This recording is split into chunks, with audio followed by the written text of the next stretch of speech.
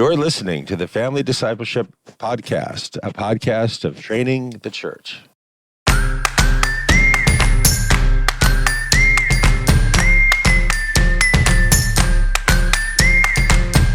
The wisdom in Scripture is that vishinantam levadecha, parents need to chisel the law in the hearts of their kids, recognizing that kids are not innately good. Yeah. And you look to see what characteristic of that child measured when the child was 12 years old most accurately predicts health and wealth and happiness 20 years later. Well, it's not grades at school. It's not emotional stability. It's not friendliness. It is self-control. Self-control. It turns out that what a girl needs to become a woman of faith is very different from what a boy needs to become a man of faith.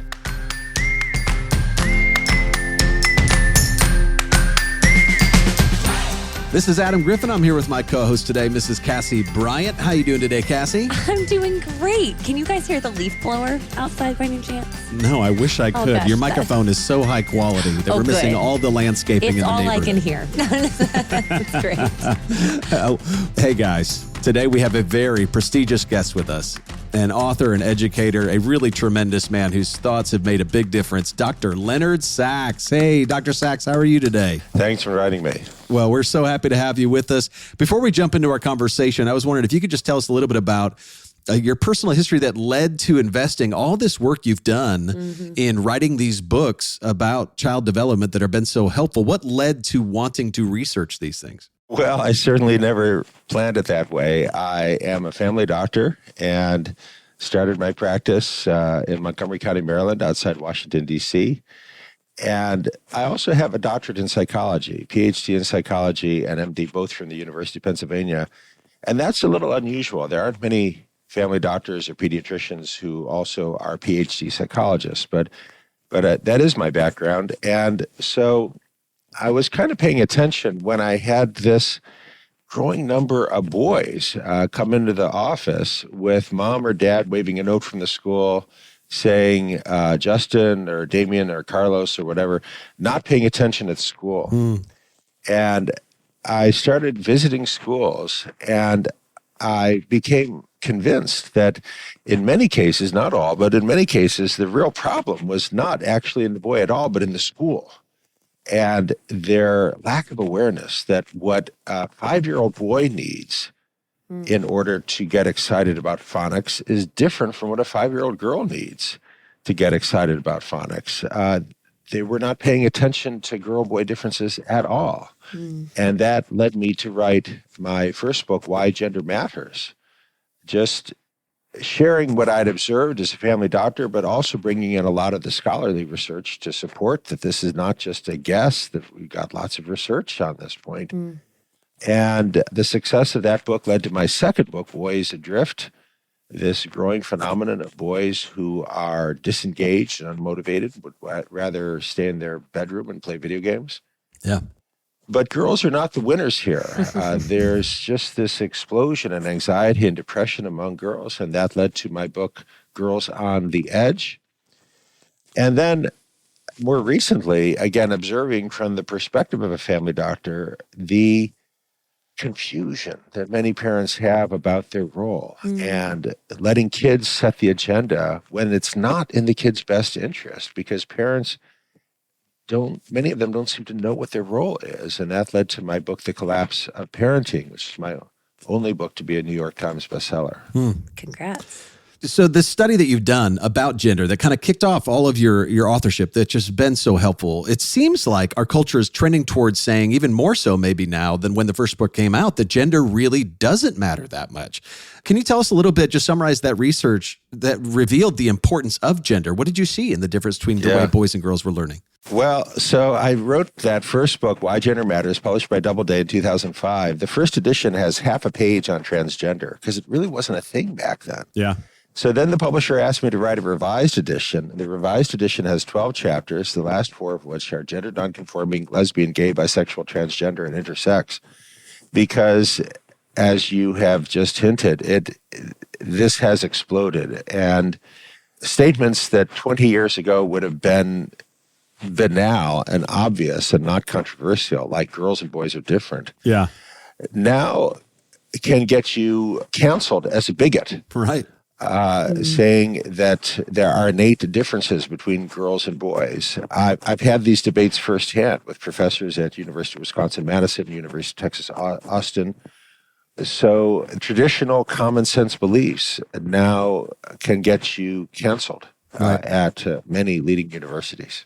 Yeah. So Cassie's a mom of 3 girls. I'm a father of 3 boys. So if it's all right, I thought I'd ask you some questions about boys Adrift, and Cassie will ask you some questions about girls and Girls on the Edge, the book you wrote. Now, in Boys Adrift, you talk about how you would think that scientific research showing how boys and girls' brains develop differently would lead to accommodations in the educational system for those same developmental differences. Can you talk to us a little bit about those differences, as well as why you think our educational system is not making those kinds of adjustments, and maybe even what accommodations would serve our boys better? Wow. Okay. Well, that's a big topic. It's but just the whole let's book. start with some of the research. So I cite a really astonishing study, quite recent, where researchers recruited women in the 3rd trimester of pregnancy and did high-resolution MRI scans looking at the babies in the mother's womb. So these are babies not yet born. Mm-hmm. And looking at the brain, and you find dramatic differences with no overlap between the sexes in terms of the organization and the connectivity, with girls having stronger connections in some regions and boys having much stronger connections in other regions, developing along very different trajectories. And again, this is prior to birth. You cannot attribute this to any kind of culture because this is clearly innate. It's prenatal. And it brings you back to Genesis chapter 1, verse 27. In the image of God, he created him. Male and female, he created them. It doesn't say black and white, he created them. It doesn't say Asian and Hispanic, he created them. Black, white, Asian, and Hispanic are man-made. But male and female are of God. We are born male or female. That is an empirical reality. Now, there is a rare condition called intersex. So, for instance, a rare condition in which you have an XXXY chimera, an individual who's a fusion of male and female chromosomal complements. If you add up all such intersex conditions at the highest possible estimates, you get to a total number of 2 in 10,000 live births. 2 in 10,000 live births who are both male and female, or neither male nor female, truly intersex individuals. Well, 2 in 10,000 is extremely rare. It's less common than conjoined twins, Siamese twins. We don't create a theory of personality built around Siamese twins, because we recognize that Siamese twins are a rare anomaly and not a normal variation. Intersex individuals likewise are a rare anomaly that will need medical care. They are not a normal variation. So the evidence is actually overwhelming, and you'll find this evidence in my book, Why Gender Matters. But when you debate the professors at the leading universities, number one, they've never heard of this research. Number two, they have no interest in it. They have an astonishing lack of curiosity. I was doing a workshop for teachers in Austin, Texas, and a teacher told me how she is earning her master's in education at the University of Texas, Austin, and she took my book, Why Gender Matters, to her professor. And she handed the book to the professor. She said, I think I'd like to lend you my copy of this book. I think you'd really find it interesting. And she told me the professor looked at the cover, which is just the words. There's no pictures. It's just words. It says, Why Gender Matters, What Parents and Teachers Need to Know About the Emerging Science of Sex Differences. And she told me the professor recoiled as if from an unclean thing. And the professor said, I have no interest in reading such sexist rubbish. Wow. Talk about closed-minded. The mainstream, by which I mean Harvard Graduate School of Education, Columbia Barnard Teachers College, University of Texas Austin, University of Wisconsin-Madison, they have insulated themselves from this research. They don't read it. They don't want to know about it. They don't discuss it. They are devotees of people like Judith Butler, professor of comparative anthropology at Cal Berkeley, who says that gender is just a social construct, that it's something that straight white men have invented to keep everyone else down, and they have no interest in looking at the neuroscience. And if you try to bring it up, they start talking about how you are just an agent of the heteronormative cisgender patriarchy, and the ideology has blinded them. Wow. Well, can you tell us a little bit about so in the book Boys Adrift, you talk about how the education system doesn't adjust for the differences between boys and girls and how that is really difficult for boys. Yeah, and more specifically, how education has changed. Yeah. So I attended public schools in Ohio, K through 12. And when I graduated from my public high school in 1977, I vividly recall the honors ceremony. Almost every kid on the stage being recognized for top achievement was a boy. The valedictorian was a boy. The editor of the school newspaper was a boy. The editor of the poetry journal was a boy. There were very few girls. And this is not just my school. I mean, we've got scientists, scholars who were studying back then and who were very concerned.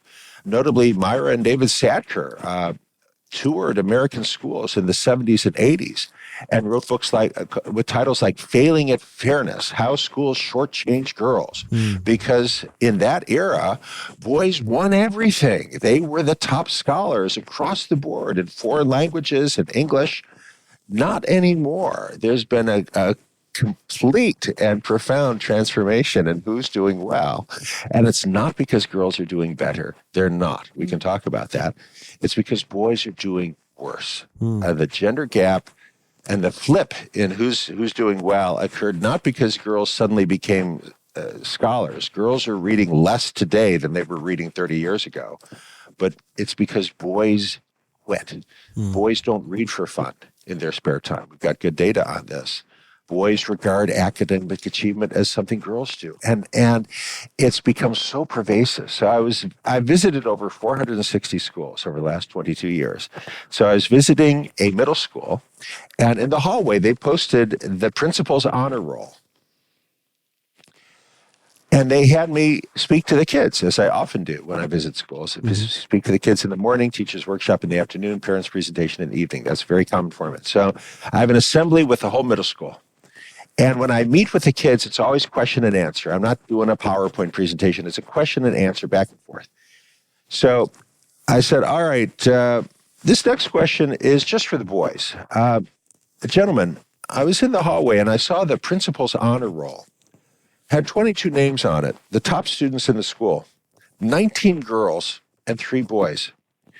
Can any of you boys raise your hand and tell me, why are there 19 girls and only 3 boys on that list? And several boys raised their hand, and they all gave variations on the same answer. Their answer was, girls are smarter. And it still comes as a surprise to me to hear that, because I'm old enough to remember an era when boys were smarter and when serious people wondered, could girls ever match the boys academically? That was a serious question 40 years ago. Not anymore. We now live in the era of Hermione Granger, where the girls are waving their hands to answer the question and the boys are sitting quiet, not speaking up. Girls rule. Boys drool. Girls go to college to get more knowledge. Boys go to Jupiter to get more stupider. That's the culture in which these boys have been reared. Girls now outperform boys in every content era at every age, K through 12. So these boys have grown up in an era where girls get better grades in every subject, including math and science. And so they reasonably conclude girls are smarter. And as a result, working hard to get a good mark is now uncool, is now unmasculine. What's your problem? Are you a girl? Boys don't care. It is uncool for boys to care about doing well. And so that's one reason why they don't. It's not the whole story or even a big part of the story, but it's an indication of how much the culture has changed in a short period of time. So what could a school do to change that? Is there any cultural solution other than just saying, hey, let's make it cool again to read? Like, what is an educator, what does a parent hearing this do? So some schools are actually doing very well. And the answer is yes. It's actually fairly easy. And I can give you examples of schools where I have led 2 days of training, 14 hours. And then I stay in touch with the school, and it's tremendous. And the boys are on fire. The girls are working hard, but the boys are working harder. When you change the culture of the school so that it's cool to work hard, it's cool to be a gentleman and a scholar, you will be astonished. And you'll find educators who will say things like, well, girls have better verbal ability. No, that's not a true statement. Girls have more motivation. And then you can change that. And the girls will do well. They'll do better. But the boys will surprise you. So it doesn't take much. The problem is that at the majority of American schools, the notion that anyone should care is totally unacceptable. And I've had these discussions with school board members, elected school board members, asking for educators and school leaders just to look at the evidence. Look at the sex differences in brain development. Girls develop faster, 2 standard deviations of difference. Girls reach the halfway point in brain development at about 11 years of age, boys not until 15 years of age. And if you don't understand that, again, you end up with a lot of boys who think school is for girls. Right. Boys who think that working hard to get a good mark, as I said, is uncool, is unmasculine. It's not difficult to change that.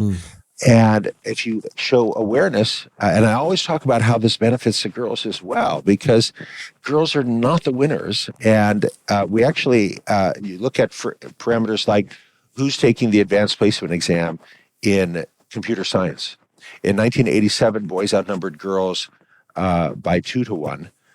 Today, boys outnumber girls by more than 3 to 1. So 30 years of pretending that gender doesn't matter has not helped the girls on this parameter. What girls need in order to get excited about computer coding is different from what boys need in order to get excited about computer coding. If you introduce that gender awareness into your instructional strategies, then you boost the number of girls who want to work on coding in their free time. This is not a guess. We have good work. Caitlin Kelleher, Washington University, St. Louis, randomly assigned 6th grade girls either to learn computer coding the way it's usually done in 6th grade in this country versus a girl-friendly computer coding instruction, and then look to see what proportion of the girls wanted to spend their free time coding. When you do it the gender-neutral way, you find only about 1 in 6 girls want to spend their free time coding. When you do it the girl-friendly way, you find more than half the girls want to spend their free time coding. The lack of awareness of gender differences has the unintended consequence of reinforcing gender stereotypes. When teachers don't know anything about this, you end up with girls who think computer coding is for boys and boys who think creative writing is for girls. When you introduce this awareness, then you have girls who love fashion design who also love computer coding, and boys who love football and video games who also love Emily Dickinson and Jane Eyre. And I've seen this firsthand. That's fast. I love the work you've done on motivations, asking kids, you talk about asking kids to do things in school that they don't want to do. Another factor that you've done a lot of research on is screens and video games. How are these things impacting this generation of boys? And maybe what are some of the healthy alternatives you offer to the screen time, the video games, and the impact they're having? Yeah, so the subtitle of my book, Boys Adrift, is the 5 factors driving the growing epidemic of unmotivated boys and underachieving young men. Changes in school is a big factor, but it's just one of 5 quite independent factors. Right. A second factor is video games. And again, old people, by which I mean people over 30, they sometimes don't really get how much video games have changed. You talk to a 45-year-old parent about video game, and they're thinking about Pac-Man. They're thinking about Pac-Man as a video game. Well, that's not helpful. They've never even seen Call of Duty or Grand Theft Auto GTA 5 played by a skilled player.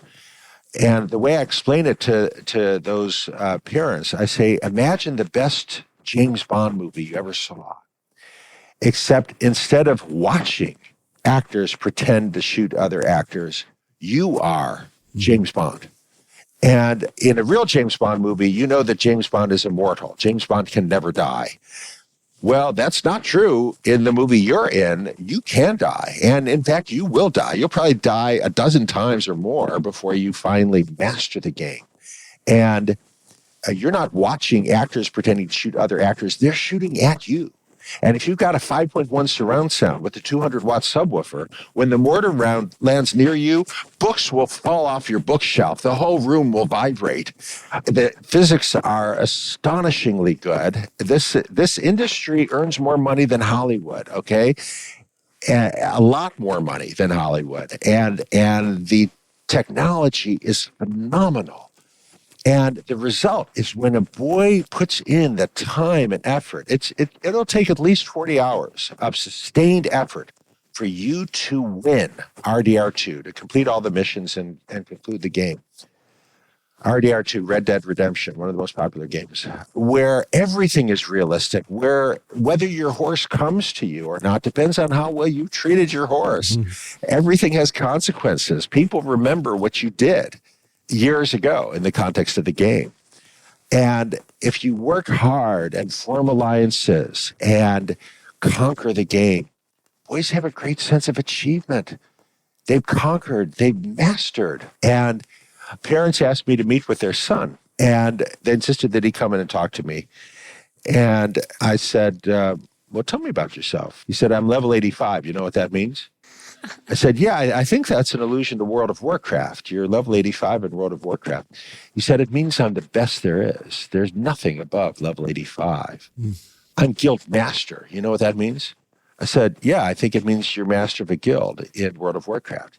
He says, it means that there are people in Singapore, in Johannesburg, South Africa, in Liverpool, England, who bow down to me because of what I accomplish in the game.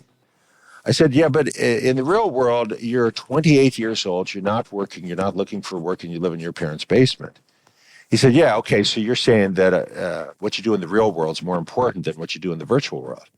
I said, yeah, I think that's a pretty fair statement of my beliefs. It was not a productive meeting. Look, I'm a psychologist. I'm pretty confident this boy is very happy in his world, in his being guild master level 85. He doesn't have friends or a girlfriend in the real world, but he doesn't care. Yeah. His parents are pulling their hair out because they're like, he's a bum. He's got no skills in the real world. He earns a few dollars being guild master, but not enough to live on. We support him. Where's he going? What's going to happen? Parents are frantic. He's fine. He's perfectly happy. He's not concerned in the least. That's the end result. Yeah. Is a growing proportion of young men who are perfectly happy with their 55-inch flat screen, their 5.1 surround sound, their pornography, and their video games. Yeah. And my advice to parents, don't think your son's going to grow out of it. On the contrary, he's going to find online communities of other guys who spend all their free time looking at screens. You, the parent, have to limit, govern, and guide what your kid is doing online. And in some cases, that may mean severely limit, but in all cases, it means no video game console in the bedroom. Yeah. No more than 40 minutes a night playing video games. And you, the parent, have to enforce this because your son may say, 40 minutes, that's not enough for me to get started. Or another increasingly common response I hear about is the boy who says, but mom, video games are my job. I want to be the next ninja. And mom has no idea who he's talking about. Yeah. Ninja, also known as Tyler Blevins, earns over $400,000 a month playing video games. People pay money to watch him play on Twitch. And the kid's like, I'm going to be the next ninja. I don't need to worry about the War of 1812. I'm going to make a ton of money playing video games, but I can't do it in only 40 minutes a day. I need a couple hours a day minimum. And how are parents supposed to respond? So I wrote an essay for the New York Times. If you go to the New York Times website, just look for my name and Mom, video games are my job. You'll find the essay I wrote explaining how parents need to answer that. When their son says something like that. That's helpful. I know that screens are a really big deal for this generation, and we'll talk about a little bit more about that here in a second. I want to shift gears in just a minute to talk about Girls on the Edge, but one more question real quick. You know that our show is about Christian discipleship in the family, and in Boys Adrift, you say, a boy does not naturally become a gentleman, by which I mean a man who is courteous, kind, and unselfish. That behavior is not hardwired. It has to be taught. So real quick, would you just briefly tell us, where do you see the lack of discipleship, the lack of rites of passage playing a role in the challenges this generation of boys is facing? Well, it also ties into some of the points I make in my book, The Collapse of Parenting. So Deuteronomy 6. You shall love the Lord your God with all your heart, with all your soul, and with all your might. And these words which I command you this day shall be upon your heart. Vishinantam livanecha. That next phrase is usually translated something like, teach them diligently to your children. That's not at all what the Hebrew says. Vishinanta. It would be easy to say that in Hebrew. The verb would be lamed, to teach, but the verb there is not lamed. The verb is shanan. Shanan means to chisel in stone. So a better translation of that verse would be, inscribe these laws, incise these laws, chisel these laws on the hearts of your children. You'll find that exegesis of Deuteronomy 6 on pages 133, 134 of my book, The Collapse of Parenting. On the very next page, I cite a column by a regular columnist for the New York Times, Jennifer Finney Boylan, who wrote a column on enlightened parenting in which she asserts that enlightened parenting means, and I quote, setting your child free to discover for themselves their own right and wrong. And if in so doing your child becomes a stranger to you, then so be it. End quote. That may seem enlightened to some, but it's not enlightened. It's a dereliction of duty. If you set your child free to discover their own right and wrong, and they live in the United States and they have internet access, what they will discover is Drake, Eminem, Bruno Mars, mainstream pornography. The parent must teach right and wrong. Right. The fifth commandment commands children to honor their parents. But increasingly, I find American parents who got it backwards, and they feel they have to honor their children. That's good. And so I'm a family doctor. Mom brings her 6-year-old daughter in. Daughter has a fever, and mom says she has a sore throat. And I listen to mom explain her concerns, and then I say, okay, well, we're going to need to look at her throat. And daughter won't. Got her lips clenched tight. She's not going to open. She doesn't want to let me look at her throat. And I said, Mom, I'm going to need your help here to explain to your daughter that she needs to open her mouth and let me look at her throat. And Mom said, arched her eyebrows, and Mom said, her body, her choice. My body, my choice was a slogan of the pro-choice movement, and then was adopted by the anti-COVID vaccine movement. My body, my choice. Mom is invoking that slogan to defend her 6-year-old's decision not to cooperate with the doctor to let me look at her throat. I need to look at her throat. Is this a virus? Is this a bacteria? What's going on? I can't tell unless I take a look. It is psychotic. It is a detachment from reality. Mom is honoring her daughter's wishes, but that's not the way our species works. And the wisdom in Scripture is that vishinantam livanecha, parents need to chisel the law in the hearts of their kids, recognizing that kids are not innately good. Yeah. That parents have to chisel that law in the hearts of their children. But instead, we've got the New York Times telling, and NPR also incidentally, telling parents to set your kids free to choose their own right and wrong. Well, that's really unhealthy. Right. And the result is kids who are anxious, depressed, and disengaged. Yeah. Okay, Dr. Sax, I'm invested in wanting healthy boys for sure, because my daughters have friends that are boys. I hope and pray one day they will have husbands. And so I definitely want this generation of boys to be raised to honor their parents and to understand their gender identity as something that is important. But let's shift gears for a minute to talk about girls, since I have 3 girls. The first factor you talk about in Girls on the Edge is sexual identity. You say sexuality is good, but sexualization is bad. Sexuality is about your identity as a woman or a man. That's a healthy part of being human, a healthy part of being an adult. But sexualization is about being an object for the pleasure of others, about being on display for others. Sexuality is about who you are. Sexualization is about how you look. What impact is culture's drive to sexualize young girls having on this generation? It's having an immensely harmful impact. So Cardi B and Megan Thee Stallion did this song WAP, W-A-P, which is a hymn to vaginal lubrication. There's no mention of love or relationship. It's all about the act of sex, and it is obscene and it is profane. It was the number one hit song in the United States, the number one streamed video on YouTube. Kylie Jenner appears in the YouTube. Kylie Jenner has over 300 million followers on Instagram. And it's so toxic, but also so characteristic of what girls are indulged in right now. And girls look at this.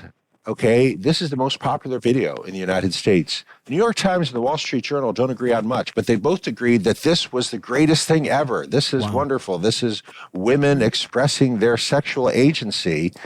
And there's a number of girls who look at this and they're like, yuck. If that's what it means to be a girl, then maybe I am not one. Because look, the most popular women on Instagram, women like Kylie Jenner with more than 300 million followers, specialize in the half-naked selfie with pouted lips, and that's not me. I don't want to do that. I have no interest in that. That's disgusting. Oh, maybe I'm a boy. I went on TikTok and I found out I'm actually a boy. And so we've got this explosion of teenage girls who are deciding they're boys. And there are a number of factors driving that, which we can talk about. But one is that the cultural construction of what it means to be a girl, a woman, has been so profaned by this culture of obscenity and profanity that it just drives girls away.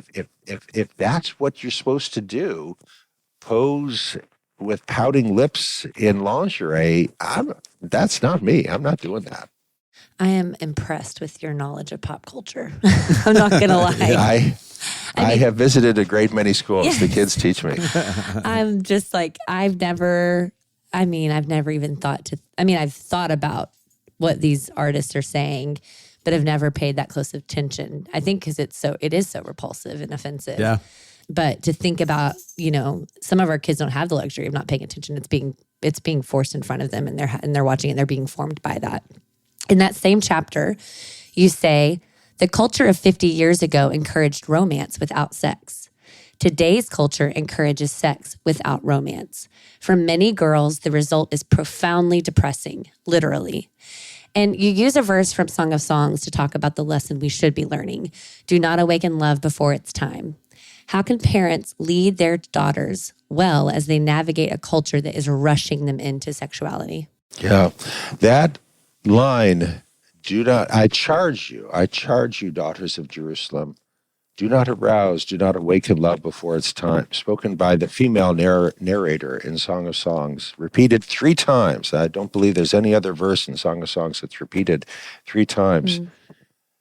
There's great wisdom in that. I charge you, daughters of Jerusalem, do not arouse, do not awaken love before its time. The narrator clearly understands it's possible to awaken love before its time. That's why she's advising you not to do it, because it's really a bad idea.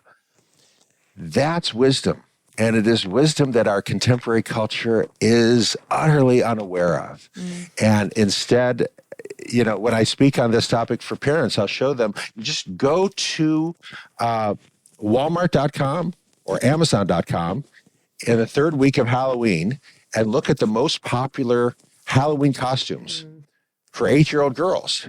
And they're French maid outfits with stiletto heels, pantyhose, and brassiere tops. Imagine going into Sears 30 years ago and saying, hey, I'd like to buy a Halloween costume for my 8-year-old daughter that consists of a brassiere top, pantyhose, and a bikini bottom. They'd call the police on you. They'd think you're some kind of pervert. But now, as I've got all these slides showing, it's the number 1 most popular outfit. You can still dress up as a bunch of grapes. That's number 42. But when you suggest that to your 8-year-old daughter, she'll say, but Mom, only the fat girls are doing that. All the cool girls are dressing up as a pussycat doll. And these are 8-year-olds being pushed to display their bodies in ways they have no understanding what that signifies. Right. They're pretending to be sexual before they are sexual. And that's not benign. That has all kinds of bad consequences. It's encouraging girls to perform without knowing who they are or what they want. And the result is girls who are really confused. how can we help our daughters develop a sense of who they are and without their identity being rooted in someone else's standards, especially when so much of our daughters' identity formation has been tied to sexuality, grades, achievements, or looks? Well, a lot of very basic recommendations I make in Girls on the Edge. First of all, you have to insist on modesty. How old was this girl? 9 years old, came home from school. Mom told me in tears. And again, the girl may say, but all the girls dress like that. And this is where the parent has to be the parent and say, I don't care. That's not the way you're going to dress. Or move to a school where there's a uniform that's enforced. You may have to switch schools. You may have to move to different states, as my wife and I did, because we were not happy with the schools in Montgomery County, Maryland. So we moved to Chester County, Pennsylvania, sold my practice, found a new job. It was a big deal, but your kid has to be your first priority. And if the local school is toxic, then you have to move. Wow. As a Christian parenting podcast, we talk about seeking the fruit of the Spirit for and in our children. It was interesting to see that you said that self-control in childhood is a far better predictor of success in adulthood than grades in school. Why do you think that is, and how can we help our kids develop self-control? Okay, so that research I shared in my book, The Collapse of Parenting, which has 2 chapters devoted to longitudinal cohort studies, meaning studies in which you follow kids from childhood through adolescence into adulthood to 32, 35, 38, 40, 50 years of age. So these studies have been going on for 40, 50 years. And in the study in the part that you just mentioned, I'm citing one study where they assessed kids at 12 years of age and got their grades from the school, also assessed their self-control, their emotional stability, and then followed these kids until 38 years of age, or maybe it was 32 years of age, 20 years. Yeah, so you follow them for another 20 years. And 20 years later, you track these kids down and you determine their health, wealth, and happiness. And you look to see what characteristic of that child measured when the child was 12 years old most accurately predicts health and wealth and happiness 20 years later. Well, it's not grades at school. It's not emotional stability. It's not friendliness. It is self-control. Self-control powerfully and accurately predicts health and wealth and happiness 20 years later. So it follows from this study and many others like it that our first job as a parent is to teach character, conscientiousness, honesty, self-control. Again, that's not a sermon. It is a robust empirical finding. We've got many studies showing that character, virtue, self-control, honesty predict health, wealth, and happiness 20, 30, 40 years down the road, way better than grades, test scores, or even emotional stability. So that's what we should be doing. And yet, American parents, for the most part, don't get that. And I've seen this firsthand. You know, as a family doctor, 20 years ago, you would still have parents who would say things like, do unto others as you would have them do unto yourself. That's not a question, it's a command. But over those last 20 years, I've seen that command soften, morph into a question. The question is often something like, well, you know, how would you feel if someone did that to you? That's part of what I mean by the collapse of parenting. Parents now ask when they should command. That's good. That's good. Okay, in your last chapter in Girls on the Edge, it's about a child's spiritual life. Of course, that is a particular interest to us as we like to focus on leading our families spiritually.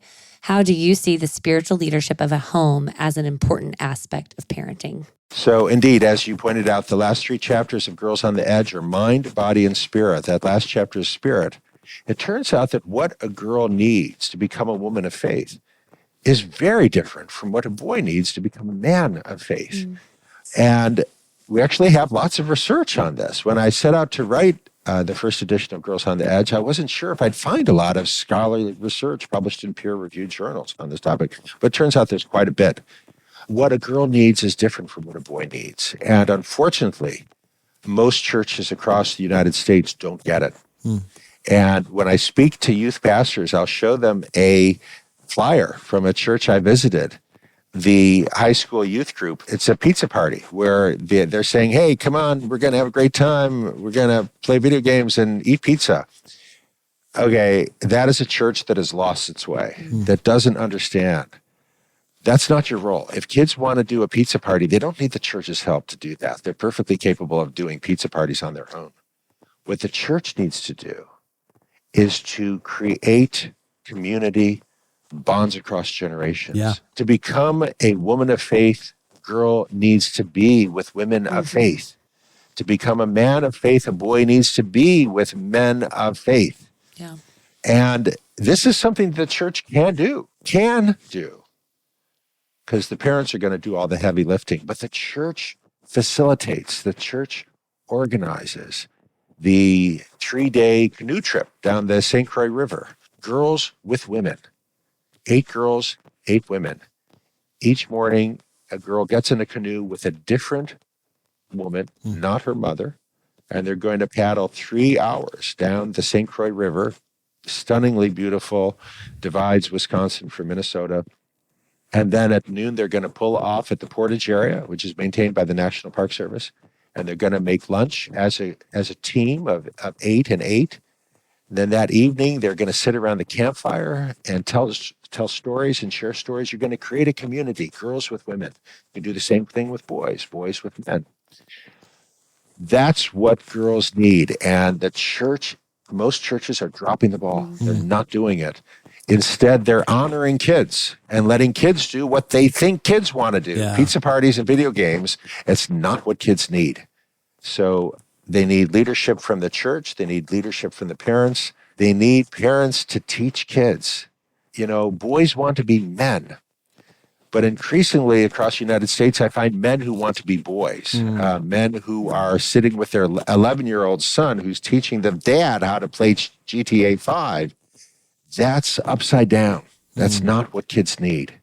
That's not what a boy needs to become a man of faith. It's not what a girl needs to become a woman of faith. I love so much of what you just said. I love that picture of these kids don't need these peer-to-peer pizza relationships. They can have those. What they need, and the church can provide, is that mentoring. The concept of honoring the kid instead of honoring the parent is also really sticking with me. I think that is a cultural phenomenon that we're experiencing right now, as well as considering the commands of God to be suggestions instead of commands. Like, what do you think about that instead of, no, this is the way it's going to be. You're painting a really beautiful picture with some really practical things that a parent and a school can do. Dr. Sax, before we let you go, and we're so grateful for your time, could you tell us a little bit maybe about how listeners can keep up with you going forward? And then would you let us know if there's, we would love it if our listeners could pray for you. What are the things that our listeners can pray for the Sax family for? Well, thank you. So I hope that listeners will visit my website, leonardsax.com, LeonardSax.com. And on that front page, if you sign up for my newsletter, you'll get plenty of information about the next time I'm speaking in your area, as well as things I'm writing about that might interest you, whether it's the gender gap with boys falling behind girls or the dangers of TikTok for girls. And for prayer, I would request that you help our family to stay strong. My wife and my daughter are committed Christians, as I am, but it's a challenge in a secular world. Yeah. And I would pray that you open hearts to hear this message in a world confused and adrift, that we can get this message out. Amen. Thank you. Thank you so much for being with us today, Dr. Sax. Thank you for inviting me. Well, thanks for listening, friends. If you think it's as important as we do to disciple our families, please help us out by giving us a great review wherever you listen to the podcast. Visit one of our sponsors and please share this episode with one of your friends who needs to hear it. If you want to keep up with us or join the conversation, you can follow the Family Discipleship Podcast on Instagram and Facebook. We love you, listeners, and we will see you next week.